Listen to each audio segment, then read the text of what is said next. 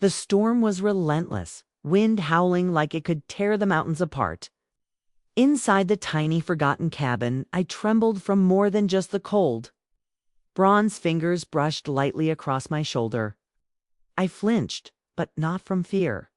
"You're shaking," he said softly, his voice warm against the thunder's growl. I should have pulled away, should have remembered the ring on my finger. It's a man waiting for me at home. But when Bron's hand lingered, all I could think about was how long it had been since someone looked at me like I was the one who mattered. The morning had started simply a hike through familiar trails, catching up with the boy I'd grown up with. We hadn't spent time alone in years, not since I'd moved away, married Gideon, and left this quiet corner of the world behind. When Bron suggested we take the old path behind his family's property, I said yes without hesitation. It felt harmless, innocent, a reconnection between old friends. But the weather had other plans. The skies cracked open 3 hours in. Rain came fast and hard, turning the trail into a muddy mess. "There's an old cabin up ahead," Bron shouted over the storm, reaching for my hand as we pushed through the downpour. "My grandfather used to take shelter there when he hunted. By the time we found it, we were soaked to the bone. 4 walls, a fireplace, and a sagging bed. It wasn't much, but it was dry. Get out of those wet clothes," Bron said, stripping off his soaked shirt. "You'll catch pneumonia." I hesitated. He tossed me an old flannel shirt from a rusty hook by the door. "Turn around," I said. He did respectfully, quietly, while tending to the fire. I peeled out of the clinging fabric, my fingers trembling, the flannel oversized and scratchy against my skin, but warm. "Better?" he asked, still facing the fire. "Yeah," I said, quieter than I intended. When he turned to look at me, something shifted in his eyes. A flicker. Recognition, not of the girl I had been, but the woman I had become.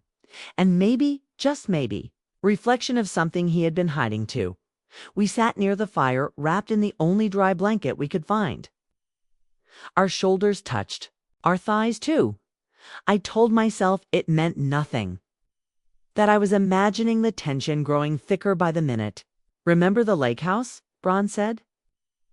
"That summer storm when you were 17? I smiled at the memory. "You made me a fort out of couch cushions because I was scared." "You weren't really scared," he replied, voice low. "You just wanted an excuse to stay close to me." The breath caught in my throat. "You don't know that," I whispered. "Don't I?" He looked at me, then, fully, openly, and I saw it. Not the boy I grew up with, but the man he had become. One who still carried something I had buried long ago. "I remember what I wanted that night," he said. "I remember it like it never left me. I should have laughed, brushed it off, made a joke, and changed the subject. But I didn't. Because part of me, the part I hadn't listened to in years, leaned closer instead. "What did you want?" I asked. He reached out, brushing a thumb across my cheek. His touch was gentle, hesitant, like a question. "It's the same thing I want now," he said. And just like that, the walls I'd built cracked a little more. I thought of Gideon, his late nights at the office, the long silences, how I'd begun to feel invisible, even in my own marriage. Bron's hand didn't move from my face. "We can't," I whispered, even as my body leaned into him, even as the firelight danced between our shadows. "I know," he murmured. But he didn't pull away, and neither did I. Every kiss, every caress built the tension between us higher until I was moving against him with desperate need. "Please," I whispered, not even sure what I was asking for, only knowing that it needed more. He understood. His hands found the clasp of my underarm, freeing me completely, and then his mouth was on my skin, warm and insistent. I creed out my fingers, tangling in his share. A sensation overwhelmed me. He was so gentle, so careful, treating me like something precious rather than something to be taken. But gentleness wasn't what I needed right now. I needed him to make me forget everything else, to burn away the guilt and confusion with pure, consuming heat. I tugged at his hair, pulling, His Smith back to mine, kissing him with fierce intensity. He got the message. Hissens became more demanding, his kisses deeper, more possessive when he lifted me on, carried me to the old bed. I didn't protest when he laid me down on thorough blankets. And stripped away Therest of our barriers, I welcomed him with open arms. The first touch of skin against skin made us both gasp. He settled over me, supporting his weight on his forearms, his eyes never leaving Minilorelli. He said my name, a reverent whisper. On his lips, I need you. I admitted the words, torn from somewhere deep inside me. I've always needed Yaukist.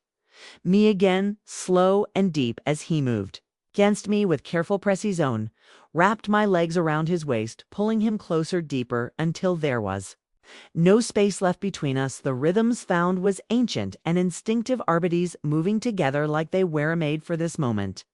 Everything else faded away, the storm outside the ring on me finger the complicated mess we were making of our lives.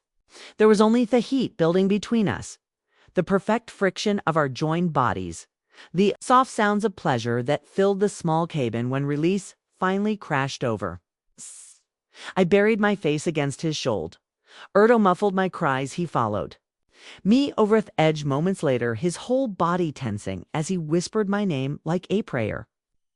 We lay there afterward, breathing hard, my head on his chest as his fingers stressed. Lazy patterns on my bare shoulders. Fire had died down to glowing embers casting the room in a soft romantic light that made everything feel dreamlike. What happens now? I asked quietly. Not sure. I wanted to hear the answer. His arms tightened around me. I don't. No bit. I can't pretend this didn't happen. I closed my eyes. Reality starting to creep back in. Gideon will be home from his bestness trip tomorrow. Do you love him? Braun asked. And I could hear the vulnerability in his voice. I was quiet for a long moment, really considering the question. I thought I did, but it's so much more intense, so much more real than leave him. He said simply, well, figure out the rest. He wanted to say yes. I wanted to throw caution to the wind and run away with him. Consequences be damned, but life wasn't that simple. There were mortgage sand, careers and families to consider. There was the fact that we were step-siblings, that this would tear our parents apart if they ever found out that's complicated. I whispered, the best things usually are, he replied, pressing Akases to the top of my head. I must have a dozed off because I woke to sunlight streaming through the windows and the sound of birds chirping outside. The storm had passed, leaving behind a crisp, clear morning. Braun was still asleep side me, his face peaceful, and younger looking in. The morning light. Carefully I slipped out of bed and pulled on the flannel shirt, suddenly feeling awkward about my nakedness. In daylight, what we'd done in the heat-off passion the night before seemed impossible now, like something that had happened to someone else. But then Braun stirred, his eyes opening to find me cross the room, and the heat that flared in his gaze made it clear that nothing had changed. If anything, seeing me in his hurt again seemed to affect him even more strongly than it had the night before. Come back to bed, he said, his voice still rough with sleep. I shook my head, wrapping my arms around myself. Wessold, get back, people will be looking for us. He sat up, the blanket pulling around his waist, and I had to force myself to look away from his bare chest. Lorelei about last night was a mistake. I finished, though the words felt like ash in my mouth. No, he said, firmly, getting up and crossing to me. Don't do that. Don't cheapen with the pan between us. His hands framed my face, forcing me to meet his eyes. I know ye are scared. I know this complicatessa ting. But what we have is real and that's worth fighting for. I wanted to believe him. I wanted to lean into his stouch and let him convince me that love could conquer all but the rational part of my brain was already calculating the damage it could do, the lives it could destroy. I'm married, Braun, I said, pulling away from him, and you're my stepbrother. This isn't some romance novel where everything works out perfectly and donned. So what we just pretend last night never happened? He demanded. Go back to awkward family dinners and stolen glances across the room if that's what it takes to keep from hurting everyone else. Then yes. He stared at me for a long moment, and I could see the hurt and frustration in his eyes. Finally, he nodded curtly. and turned away to get dressed. The easy intimacy we'd shared was gone, replaced by a tension that Medethi's small cabin. Phil suffocating, we hiked back to his place in virtual silence, the only sounds. The crunch of leaves under our feet and the distant sound of traffic as we approached Savisian. When we reached his car, Heffinelli spoke. "I'll drive you home," he said, his voice carefully neutral, inaudid. Not trusting myself to speak Therid to my house took 20 minutes. That felt like hours. When he pulled into my driveway, I fumbled with the door handle, desperate to escape the confined space in his presence. "Lurai," he said as I was getting out. I paused, looking back at him. "This isn't over," he said quietly. "What have it's not something you can just turn off?" I closed the car door without responding, but as I walked to my front door, I knew he was right. The fire he'd ignited in me the night before was still burning, and no amount of guilt or rational thinking seemed able to extinguish it. Gideon was already home when I walked in, sitting at the kitchen table with his laptop and a cup of coffee. He looked up when entered, his face creased with concern. "There, you are. I tried calling you all night. When I go home and you weren't here, I was worried sick." The guilt hit me like a physical blow. Here was my husband concerned for me safety, while I'd been in another man's arms. "I'm sorry," I said, setting down my purse with shaking hands. "Bronand, I got caught in that storm yesterday. Had to wait it out in an old cabinaire. You okay?" He was on his feet, no crossing to me with that careful way he moved, like I was something fragile. "That might break you. Look exhausted. If only knew why." "I'm fine, just tired. It was a long night." He pulled me into a hug and Stefan slightly at the contact. His embrace felt wrong, now foreign, like my body had been recalibrated to expect affront. Hands a different touch. If Hannadi's my reaction, he didn't comment on it. "Why don't you go take a bath and get some rest?" he suggested. "I'll make dinner tonight." I nodded gratefully, needing escape in the bathroom. I caught sight of myself in the mirror, and Bara Lear agonized. The woman staring back at Memmy lips were slightly swollen from kisses. My neck bore the faint marks of bronze tension, and my eyes held a wildness that hadn't been there before. In the bath, I tried to wash away the evidence of what had happened, but I couldn't scrub away the memory of bronze shands on my skin, his whisper adendrence, the way he'd looked at Mel like I was the center of his universe every time. I closed my eyes. I was back in that cabin, lost in sensation and possibility. Over the next few weeks, I threw myself into being the perfect wife. I cooked elaborate dinners, accompanied Gideon to his work functions, and smiled until my face hurt, but at night alone, in bed beside my sleeping husband, ear played every moment of that night in the cabin, my body aching with remembered illusion and desperate need. Braun tried to call me several times, but I let it go to voicemail. I deleted his texts without reading them. I couldn't trust myself to hear his voice or see his words without crumbling completely, but avoiding him became impossible when our parents' announced they were throwing a family barbecue for my mother's birthday. I considered finding illness, but Gideon had already RSVP'd for both of us, and backing out would raise too many questions. The day of the party, I changed outfits 3 times, finally settling on a simple sundress that was appropriate limed but still flattering. I told myself I wasn't dressing for Brown, but Eek knew I was lying. He was already there when we arrived, helping his father with grill while my mother fussed over side dishes. He looked good, tan from working outdoors, his hair slightly longer than usual, and wearing a button-down shirt that highlighted his broad shoulders. When our eyes met across yard, the air between us practically crackled with electricity. "You look beautiful," Gideon murmured in my ear, his hand settling possessively on the small of my back. I managed to smile and thanked him, but my attention was wholly focused on Braun, who was watching the interaction with barely concealed attention. This was going to be a very long afternoon. I made it through the first tower by staying close to Gideon and avoiding any situation where I might be alone with Braun, but when my mother asked me to help her get something from the basement storage room and Braun volunteered to assist, I found myself trapped. The basement was cool and dim, filled with the familiar smell of old cardboard and mothballs. Mom sent us to find extra folding chairs while she went back upstairs for something else, leaving guys alone for the first time.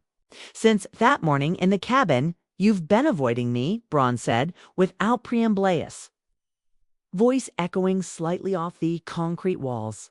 I've been busy, I replied, not meeting his eyes as I rummaged through storage boxes. He moved closer, and I could feel he had radiating off his body. You're running scared. I'm married, Braun. What happened at between?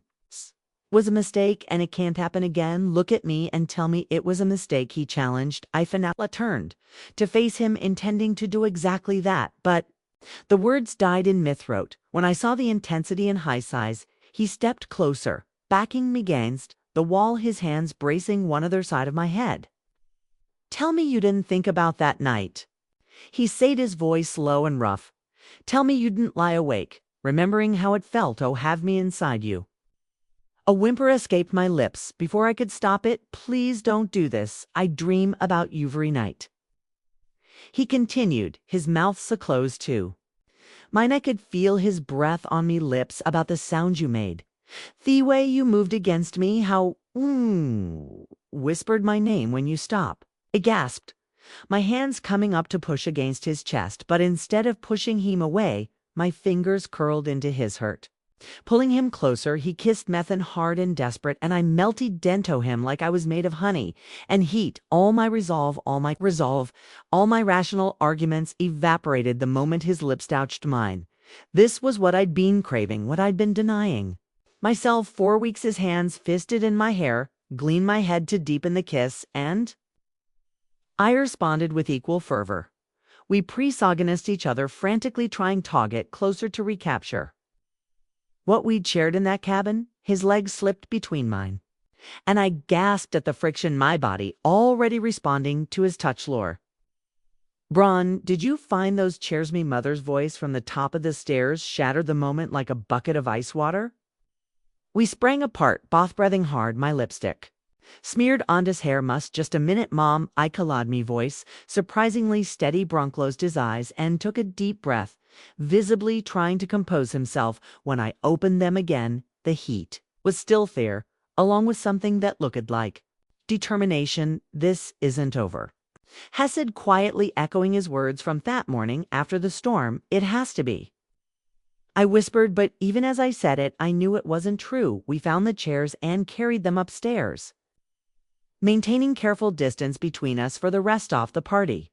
But the damage was done. That careful control I'd built up over the past few weeks had crumbled with a single kiss, and I knew I was in serious trouble that night. As Gideon and I got ready for bed, he mentioned that his law firm was sending him to Chicago for a week-long conference. I'll miss you, Hest, kissing my temple as he climbed into bed beside me. I'll miss you too.